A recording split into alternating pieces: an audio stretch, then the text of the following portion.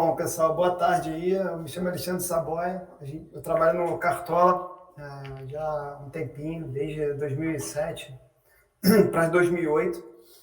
A gente veio aqui apresentar a solução do banco de reservas, né? Um pouco do que a gente fez aí. E passar a palavra para o Breno também. Fala aí, Breno. Bem, eu sou Breno, eu trabalho aqui também no Cartola, não há tanto tempo aí quanto o Saboia, acho que eu entrei no time um ano mais ou menos atrás, e estamos aí, a gente trabalhou junto aí com algumas pessoas no projeto aí do banco, e a gente vai aqui mostrar o que a gente fez aí. Boa. Não, o maneiro disso é que qual era a motivação, né, para o Cartola fazer o banco de reservas, né? Porque o banco de reservas, primeiro de tudo, era uma funcionalidade super desejada aí pela comunidade. Os caras, todo mundo queria, porque caiu o jogador não jogou, o técnico tal troca muito os jogadores e na hora que vai começar o jogo, eu tinha escalado fulano e ele entrou com ciclano. Então, era uma funcionalidade que estava devendo, né? A gente já estava meio que devendo já. Então é um antigo desejo aí dos cartoleiros, essa funcionalidade. Mas o que foi determinante para a gente pivotar tudo e fazer, a executar, né, o projeto e criar a feature nova no Cartola, foi a questão da Covid, né? Então, muitos jogadores passaram a não jogar por conta de estar infectado e tal. E isso deixou muito aparente a necessidade extrema da gente ter o banco de reservas. Então, Em 2020, acho que muita gente perdeu ponta, né? Tipo, pô, tu escalava. Eu mesmo, quando eu entrei no time, assim, eu não jogava Cartola, nunca tinha jogado. Eu escalava o time lá e quando pô, eu ia ver no final de semana, sei lá, o Bruno Henrique não jogava, aí tu perdia, o jogador não pontuava, né? Então, você deixava de ganhar ponto. Foi super complicado. Eu lembro do jogo do Flamengo, Palmeiras, que teve uma virada assim, pô, faltando menos de um dia para o jogo acontecer e todo mundo teve que trocar o time. Então, bem complicado. Aí, o resultado disso é o cara pontuando menos, né? Então, o cara pontua menos, quer jogar menos e não engaja legal no jogo e tal. Então, isso é um problema que a gente buscou resolver com essa questão do banco de reservas. Então, avançando um pouco aí para a construção da solução, o projeto levou não, que o projeto tinha 5 meses, né, quando a gente decidiu. Levou não. O projeto, a gente tinha apenas 5 meses para executar esse projeto, né, desde quando foi decidido fazer o projeto do banco até a gente entrar no ar, né, a produção. A gente teve mais ou menos 5 meses. A gente estava no meio do desenvolvimento, acho que dessa funcionalidade nova de níveis que a gente lançou há pouco tempo, e a gente meio que parou ela para começar o projeto do banco, que tinha mais prioridade. Fala aí, Bruno. Não, foi mais ou menos isso, né? Tipo, acho que talvez contando a gente vai passar aí os protótipos que a gente fez, né? Não sei se acho que tá nos próximos slides aí. Que a gente faz. Fala aí. A gente fez toda uma experimentação, então a galera de UX trabalhou bastante aí com. Acho que o primeiro passo que a gente fez foi num Hack Day da Globo, né? Que a gente começou a pensar mais ou menos nas primeiras ideias de como que ia funcionar o banco, né? Então a gente pensou, tipo, pô, vai ser o usuário vai escolher quaisquer reservas que ele quiser, e tipo, ele pode definir uma prioridade, tipo, esse aqui vai ser o primeiro a entrar, o segundo, a gente poderia botar mais reserva para o Pro, a gente pensou um monte de possíveis implementações diferentes. E aí a galera de UX fez todo um estudo, começou a ver como é que seria a regra de fato, com a galera de negócio também. E aí no Várias final, reuniões e discussões isso foi lá em setembro, né, do ano passado, caloradas, né? mais ou menos. E aí acho que no final do ano passado, mais ou menos, a gente chegou mais ou menos na implementação mais ou menos definitiva, assim, de como que ia funcionar toda, quais seriam as regras. E o final, isso aí acho que é a primeira rodada do Brasileirão desse ano, e que como funciona de fato, né? Tipo, o resultado final. Com as setinhas, a gente escolheu ter uma reserva por posição, e algumas regras específicas para como que as substituições iriam acontecer. Pô. Vamos um pouco para os desafios, né? E a parte primeiro do server-side ali, do back-end e tal. A gente deu uma listada nos desafios, depois a gente vem explorando um pouco melhor cada item desse, né? Então, a gente tinha um desafio grande para persistir, né, os dados dos reservas e das substituições e o histórico de alterações. O algoritmo de substituição também teria que ser bem... a nossa regra final é uma regra complexa e que a gente teve que escolher aí algumas saídas para resolver isso. A definição de algumas rotas para suprir essa necessidade de entregar para os clientes as substituições específicas. O próprio processamento da substituição, né? Imagina, uma conferência time a time para saber qual time que tem que fazer a substituição. Uma etapa bem dolorosa, né? Que é tipo uma etapa onde você faz o teste de carga e qualidade da aplicação para saber se isso vai ter problema ali no meio do caminho, né? Se isso faz um diferencial, se a tua implementação tá razoável frente a tudo que já está implementado, né? E o consumo aí do tempo real, né? Que é o consumo das informações do final de jogo, porque é uma questão determinante para a gente fazer a substituição. O jogo do atleta precisa estar finalizado para a gente poder identificar essa substituição. Então vamos avançar aí para a persistência. A gente acabou usando uma tabela que a gente já existia, né, no Cartola atual. É uma tabela que a gente já tinha meio que...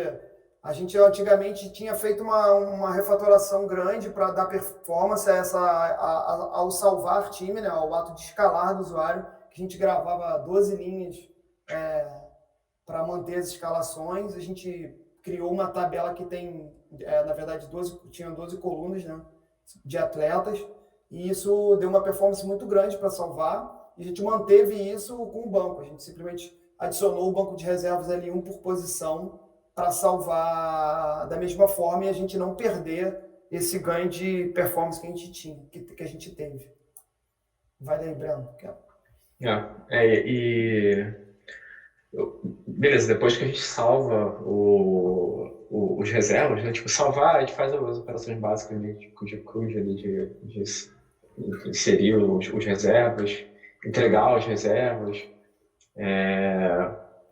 e isso, tipo, a gente já aproveitou as rotas que a gente já tinha, de entrega de time, a gente só apendou os dados extras ali no payload da API, né? Com o time titular e o time reserva.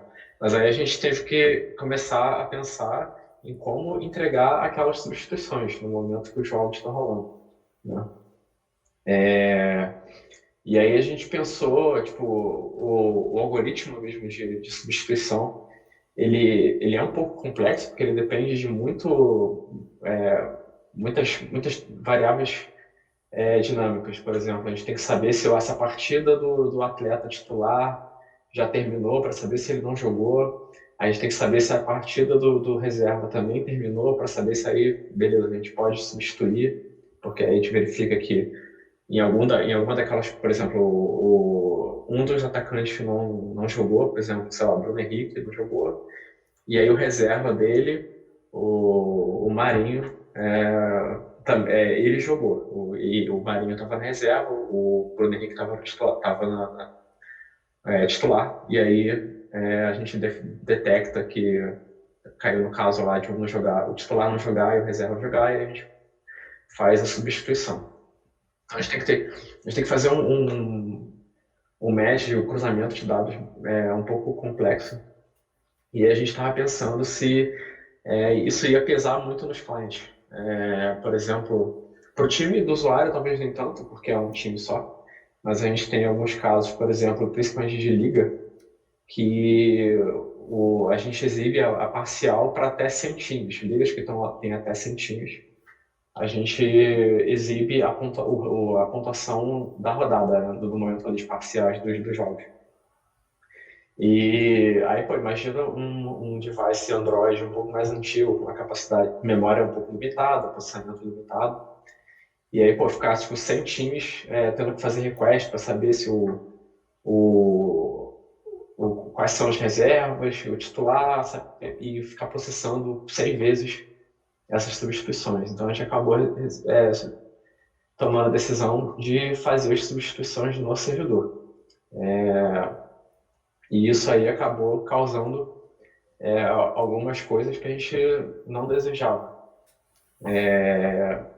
Que é tipo a gente vai falar um pouco mais sobre isso, mas aí a gente implementa as substituições no servidor e para alguns casos, por exemplo, esse de liga, o time de amigo e tudo mais, a gente não fica calculando essa substituição toda hora. Então, tipo, o cara vai lá, requisita a substituição, se ele ficar processando isso toda hora, vai pesar muito no servidor. E a gente cacheia muito as substituições. Tanto as substituições quanto o time escalado dos times adversários, né, que a gente chama de time adversário, que é o time de algum amigo. As substituições, como elas são mais dinâmicas, né, a gente expira elas em 45 minutos. Porque a gente pensa, é mais ou menos o tempo de um tempo, né, primeiro tempo, segundo tempo, dura mais ou menos 45 minutos. A gente pensa, vamos tentar botar esse tempo de cache aí, que depois de uns 45 minutos expira, e aí se algum tempo terminar, a gente recalcula e aí atualiza as substituições. A gente define isso aí tudo no arquivo de configuração, então se a gente precisar modificar, aumentar o tempo de cache, diminuir, a gente tem um arquivo de configuração que a gente modifica ali, um lugar só e tipo, muda em todos os outros lugares. E aí não precisa ficar modificando um por um. O problema é que isso aí, o que acaba acontecendo aí, um efeito meio indesejado, é que as substituições dos times que não são seus, você não vê em real time, né?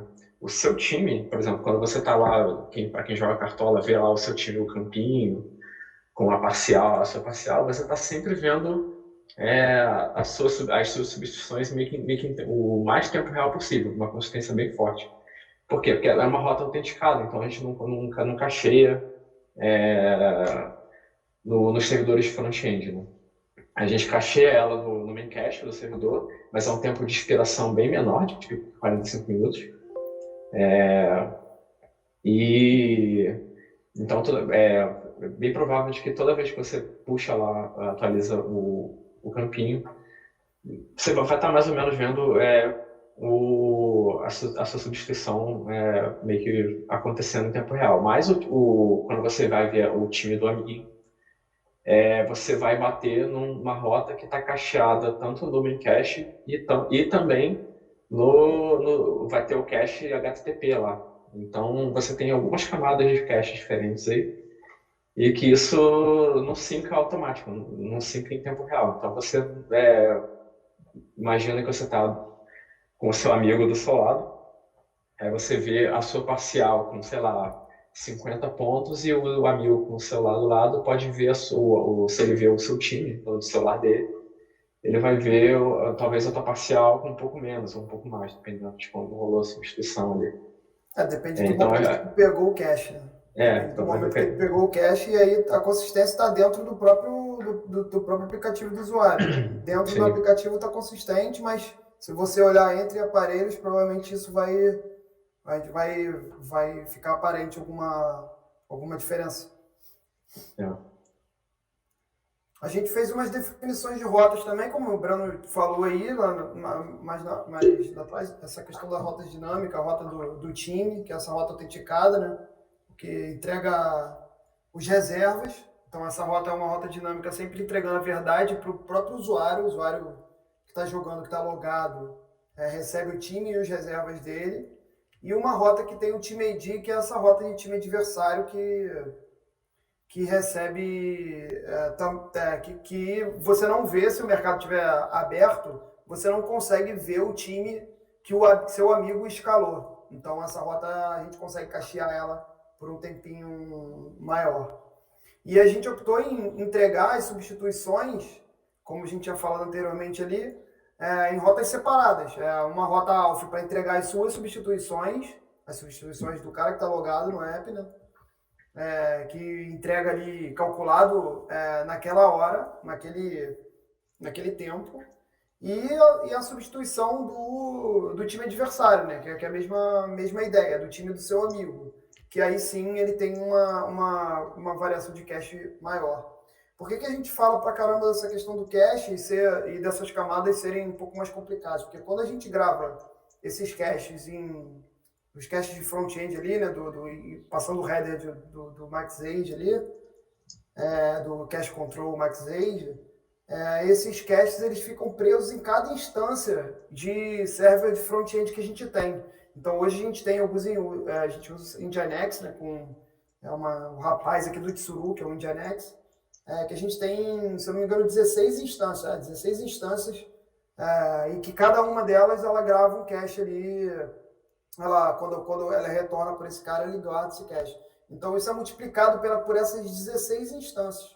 Então, isso vai ficando cada vez mais complicado, né, quando você vai escalar na infraestrutura toda. Aí o cara pode estar lendo esse slide e falar, mas vocês só aguentam 365 mil conexões, né? Porque no momento 365 mil conexões ali no server, a gente optou em fazer um limite na infraestrutura, né, de conexões ali que a gente tem para a API do Cartola, e o resto a gente joga para transbordo. O transbordo nosso é transbordo mesmo, não é uma outra infraestrutura que suporta e entrega a mesma coisa que essa. É um transbordo entregando um estádio cheio, né? Então, a gente optou em fazer isso porque a gente consegue, com esse limite que a gente está mostrando aí, ter uma degradação pequena no tempo de resposta. Então, a gente acaba atendendo muito rápido. E como o Cartola é muito de grandes picos, se a gente, logo quando a gente ficasse cheio, né, se nosso servidor ficasse muito cheio e a gente degradasse muito, a gente acaba não entregando, não vai dar tempo de entregar para ninguém. Então, a gente optou em fazer uma saída com um tempo de resposta pequeno. Então, aí balancear entre novas rotas existentes, tempos de cache diferentes para dados diferentes. Então, esse é um dos principais desafios aqui que a gente teve. Vai, Breno. Vai para tu falar também. E aí, esse aí acho que foi um dos grandes desafios, assim. A parte do cálculo sob demanda do time do usuário eu já comentei, a gente já comentou aqui, né? Mas o cálculo da liga, que é aquele caso que, por exemplo, digamos que você participe de uma liga lá com seus amigos, se essa liga tem até 100 participantes, a gente exibe a pontuação dos times durante o momento dos jogos, né? E aí, foi até um desafio meio que de última hora, assim, porque a gente estava começando a fazer as integrações de front-end, aí a gente chegou nesse momento de liga, e aí que a gente pensou, a gente não pode os clientes não podem ficar mandando 100 requisições para a rota que entrega as substituições, para os 100 participantes da liga, né? Isso não vai rolar, porque tipo, tem aquele caso que o Caçador acabou de falar, dos limites de conexões e tudo mais. Então, esse caso aí ia ferrar com a gente no fim de semana. Aí, o que a gente falou? Vamos fazer um mini processamento aí. A gente criou um worker que a gente paraleliza todas as ligas até 100, que tem até 100 participantes. E dentro dessas ligas, a gente processa todas as substituições dos participantes dessa liga.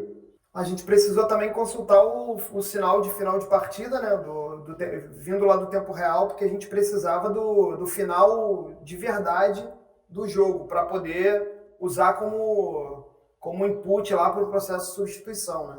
Então a gente acabou criando uma integração com o GE, com o serviço lá do tempo real, que alimenta esse status de partida encerrada aí, para que o algoritmo funcione, né?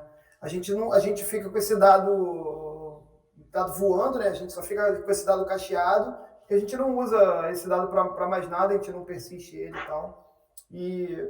E aí existe um cara que por baixo, né? A gente não deixa que o request do usuário chegue a requisitar informações dessa API, porque é uma API mais crítica ali, interna, e a gente criou um esquema de worker, né, que a gente faz bastante aqui, para ele sozinho ele consegue recuperar essa informação e fica ali alimentando o cache de tempos em tempos.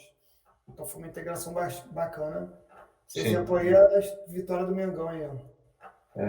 Esse é um exemplo também legal, tipo, de integração de serviços da mesma empresa, né? Que, tipo, a gente aqui no Cartola, em momento parcial, a gente tem, tipo, milhões de usuários simultâneos e muitos requests simultâneos. Então, se a gente deixasse o request do usuário descer e bater lá na API do amiguinho de outra equipe aqui, a gente poderia causar o maior estresse na operação do serviço deles. Então, a gente aqui, tipo, esse worker, ele fica batendo bem leve lá, tipo, uma vez por minuto para atualizar e tal. Um request a cada minuto, assim, bem tranquilo. E aí a gente atualiza o nosso cache aqui e não fica batendo direto lá. A gente trata, é uma cultura aqui do Cartola que é tratar a dependência com carinho, né? A gente sabe que nem todo mundo precisa aguentar tudo que o Cartola precisa suportar. Então, aí a gente faz esse tipo de saída. A gente criou também um processamento da rodada, né? A gente precisou inserir mais um passo lá no nosso processamento para calcular as coisas da rodada, e esse cálculo foi mais um para calcular as substituições, né? E aí um processo para identificar quais os times que tiveram substituições naquela rodada, para a gente aí sim alterar a escalação do usuário, né? Que se o cara escalou, o cara que não jogou, ele troca pelo reserva imediato. Registra as modificações aí feitas no time uma a uma para a gente ter o histórico disso, e quando aparecer um fim de fase lá, um pós-rodada, na abertura da próxima rodada, você saber exatamente que entrou o fulano e saiu o ciclano. Então a gente grava isso um a um nessa tabela de substituição. E também a gente pegou esse histórico e grava uma entrada no histórico de time quando o time é alterado pelo sistema. Então, se o time for alterado, você vai ter também a noção que você vai saber nos logs lá de alteração que essa mexida foi feita pelo sistema. Teste de performance também, a gente acompanha bastante. Esse aqui Cartola é um projeto bastante crítico nessa questão e bastante zeloso com questão de performance. A gente cuida bastante acompanha, né? Acompanha pra caramba, e a gente acompanha a performance ali, versão a versão que a gente lança. A gente tem rotas de performance, testes de performance específicas na pipeline cadastradas. Algumas paradas já rodam tudo de forma automática, mas esses testes que a gente está falando aí são testes mais pesados, né? Que exigiram a gente fazer testes internos e testes também na estrutura de produção, porque a gente fez alterações bem pesadas, né? Rotas que ganharam aqueles nós grandes lá que o Breno estava falando ali, que foram alteradas rotas que eram as rotas que já existiam, né? E a gente observou que para essas novas rotas a performance foi ok, mas as rotas que foram alteradas, né, rotas antigas, rotas de time e tal, tiveram uma redução de performance para atender ali essa feature do banco. Então, a gente acabou observando esse cenário e aí a gente até, vou contar um caso aqui, na estrutura de produção, a gente foi rodar um teste até dessa questão de substituição, e o processamento estava tão ousado, né? Tipo, estava tão rápido, que a gente tem uma infraestrutura do Cartola um pouquinho grande, né, de produção, e a gente consegue escalar nesse processamento escalar horizontalmente, né, entre todas as instâncias de API do Cartola para rodar um agente que começa a processar os dados, né, desse processo. Então, a gente tinha configurado meio que sendo muito otimista. A gente acabou derrubando o banco de prod lá do Cartola, estava fora do ar. Acho que eu não tava fora do ar, não tinha A gente jogo estava também. em pré-temporada, mas foi super ousado, assim, um problema seríssimo na replicação, teve que desligar o server, cara, foi assim, foi bem traumático, mas valeu todo esse ponto, Experiência. né, valeu toda a experiência e assim, a gente passou a revisar outras rotas, né, rotas que foram mais custosas, a gente acabou fazendo dando uma revisada maior no projeto, é, para tentar ganhar esse de outro lado, né? A gente sabia que ia perder ali, mas a gente também olhou para outras rotas que são mais custosas e outras muito mais acessadas, para a gente dar uma otimizada e contrabalancear um pouco essa perda que a gente teve aí nessas questões. Então, foi super importante. A gente está fazendo um mega refactor agora também, que contemplando apps e tal, para tirar alguns objetos que são comuns dentro de entregas de APIs comuns, né? Para a gente não reduzir o payload e dar uma aliviada aqui também na API. A gente também tá aí com esse trabalho aí em execução. Aí vamos para a parte do client-side. Vai, Breno. Vamos lá. No client a gente teve alguns desafios também. Então, algumas coisas que a gente já meio que acabou já falando um pouco sobre eles, que é o cálculo de substituição do client, a gente desistiu de fazer isso. O caso aí das substituições de pontuação em tempo real, que é uma coisa que a gente queria, mas não deu. E hoje no Cartola Web, né, a gente tem duas tecnologias rodando em paralelo. Né? Tipo, a gente tem algumas coisas feitas em Angular, muita coisa feita em Angular, e algumas coisas feitas em React também. Pode passar aí o slide. Então, a principal tela, né, que é a tela de escalar, é você escolher os jogadores ali. Essa tela é feita em Angular. Quando a gente estava começando a executar o projeto do banco de reserva, codificar as coisas, a gente tentou reescrever essa tela, né, em React. Mas uma tela, ela é muito complexa, assim. Então, tipo, quem já viu Angular, a gente tem, no caso aqui, muitos componentes. Por exemplo, o campinho tá atrelado a essa tela aí que ele está scrollando, com o botão de comprar, de adicionar, confirmar a escalação. Ele tá muito acoplado a Tem controllers e funções, serviços, né, isso. do Tem Angular. funções comuns, né, entre os componentes. É, e isso acho que é muito difícil de conseguir, por exemplo, escrever componente a componente, assim. Por exemplo, um outro projeto que a gente entregou agora recentemente, que é o do ranking, a gente conseguiu não fazer nada em Angular, porque ele é bem mais limitado o escopo dele de front-end. Então, a gente conseguiu fazer as coisas isoladas ali no React, mas nesse caso do banco a gente não conseguiu. A gente tentou, mas aí tipo, a gente viu que ia ter que reescrever a tela inteira, e com uma tela muito complexa, a gente viu, pô, se a gente for reescrever isso aí, não vai dar. A gente não vai conseguir entregar pro começo do campeonato. Porque, tipo, o começo, se eu não me engano, o campeonato começou, acho que foi a gente 30 abril, abriu o né? mercado de 30 de abril, final de abril, mais ou menos. Uhum. E a gente estava, tipo, acho que começo de novembro, a gente começou a tentar e viu que tipo, vai ser um mega trabalho. E a gente desistiu. Vamos fazer no Angular mesmo, porque não vai rolar. E aí A gente só tinha uma fica essa pendência, certeza, né? né? A gente só tinha uma certeza que no final, quando a abertura do mercado para a temporada, a gente tinha que estar com o banco de reservas funcionando. A gente Sim. teve que tomar uma decisão para resolver esse ponto, porque a gente viu que se a gente comprasse o barulho aí para reescrever tudo para o React, para aportar tudo, a gente não ia conseguir fazer o projeto, porque tinha muita coisa ainda para migrar. Ia ser complicado a gente E tinha um desistir. back-end para fazer também, então. Isso, processamento, toda para a parte toda. Então aí, isso aí a gente, eu já acabei já comentando, né, que as substituições no servidor para a liga.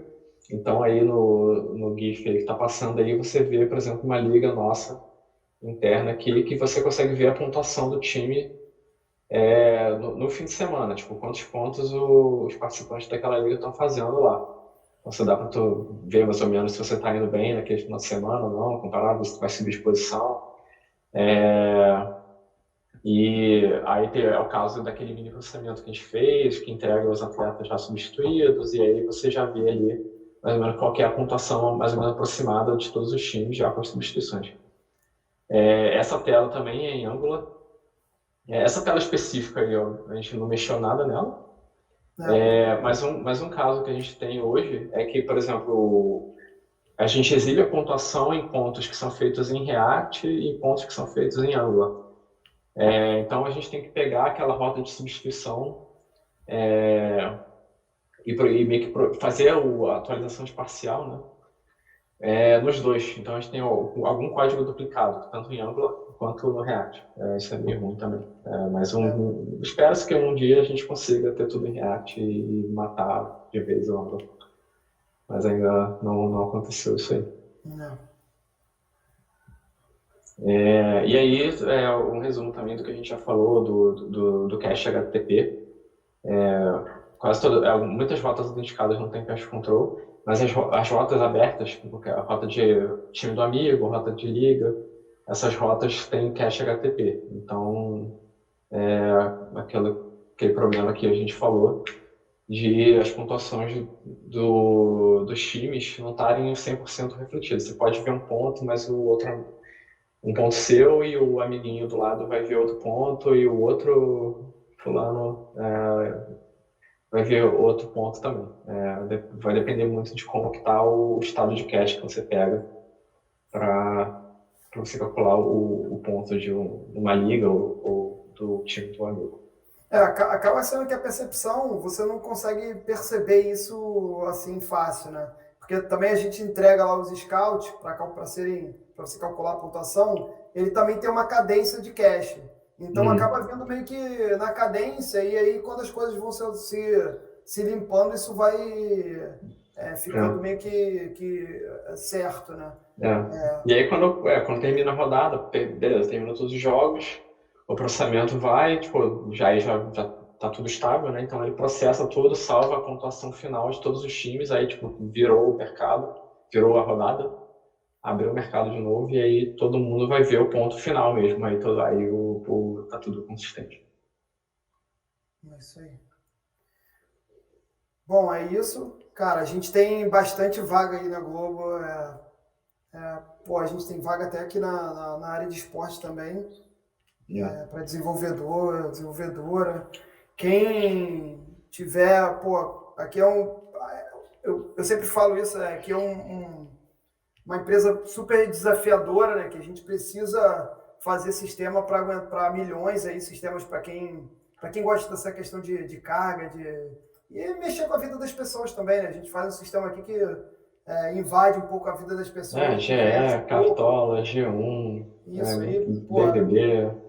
É uma oportunidade bem legal de você lidar com um produto que está na mão de muitas pessoas, que você tem feedback quase em casa, né? Todo mundo da sua casa usa, e isso é muito bacana. Assim, dá uma caçada aí nas nossas redes aí e chega mais. Valeu, pessoal. Valeu mesmo. Tem pergunta? Tem uma galera que me procurou no LinkedIn ontem, desesperados porque não iam conseguir assistir aqui o Cartola, mas como a gente falou lá no começo, todas as talks estão sendo gravadas, vão lá para o nosso YouTube do Vem Pra Globo, e a gente tem um papo específico sobre Cartola no nosso Globotech de setembro, próximo dia 15.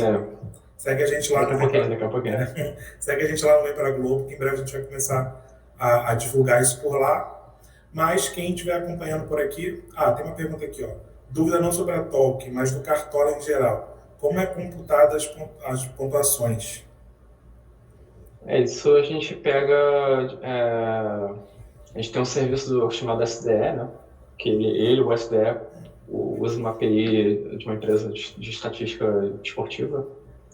E aí a gente também tem os editores aqui alimentando o que a gente chama de scout, né? Então, tipo, o Gabigol, por exemplo, fez um gol, aí ele cadastra esse dado lá no SDE, que é o Sistema de Dados Esportivos. E aí a gente busca esses dados do SDE. Aí a gente synca isso aqui num cache nosso, e aí a gente entrega numa rota, a gente chama, API cartolafc.com/atletas/pontuados, né? E aí e a gente tem um map de esses scouts, quanto cada scout vale. Então, por exemplo, o gol vale 8 pontos, a defesa de pênalti vale, acho que 7 pontos para o goleiro, um passe incompleto é menos 0,1. E aí, isso a gente entrega para cada atleta a lista de scouts que ele tem naquela partida, né? E aí, o client ou a API, o processamento, só pega os scouts do atleta que ele tem e soma, né, com esse mapa de quantos pontos cada scout vale. Então a gente vê, por exemplo, o atleta fez 2 gols, então a gente multiplica 2 vezes 8, 16, mais uma assistência, mais 5 pontos, deu alguns impedimentos, 2 impedimentos, aí perde, sei lá, 1 ponto. E a gente define que aquele atleta pontuou, sei lá, 20 pontos. A gente fez isso para todos os atletas do time titular e aí calcula a pontuação final do time. O Leonardo, assim. O Leonardo, lá na fonte mesmo, são pessoas, né, lá na Footstats, que é o nosso fornecedor, existem pessoas vendo o jogo e anotando cada coisa que está acontecendo no jogo. Então, isso aí é transmitido diretamente para esse serviço que o Breno falou do SDE e a gente converte tudo para cá, para o Cartola. Aí tu botou ali, quando o cara não joga, a informação vem da minha API. Na verdade, a gente dos pontuados, a gente trabalha com todos que jogam. Então, a partir dos que jogam, a gente identifica os que não jogam. Se o cara não tem um scout nenhum, se ele por exemplo, um atacante que não tem nenhum scout naquele jogo, a gente detecta que ele não jogou, né? Então, acho que se eu não me engano, é assim. Porque o SDE tem um scout base, né? Quando o cara é titular, quando o cara entra em campo, ele acaba ganhando, tipo assim, uma lista de scouts, mas zerado. Quando o cara não entra em campo, ele nem tem essa informação, ele não tem informação nenhuma, e a gente consegue distinguir quem jogou e quem não jogou. Beleza, pessoal. Quem quiser saber mais, fica o convite aí, Globotech Cartola, dia 15 de setembro, lá no YouTube do Vem Pra Globo. Alexandre, Breno, obrigado aí pela parceria. Valeu. Vamos seguindo aí. Beleza, a gente que agradece. Valeu. A gente segue aqui com a nossa programação, tô vendo que Deise, Gustavo, Larissa já estão por aí.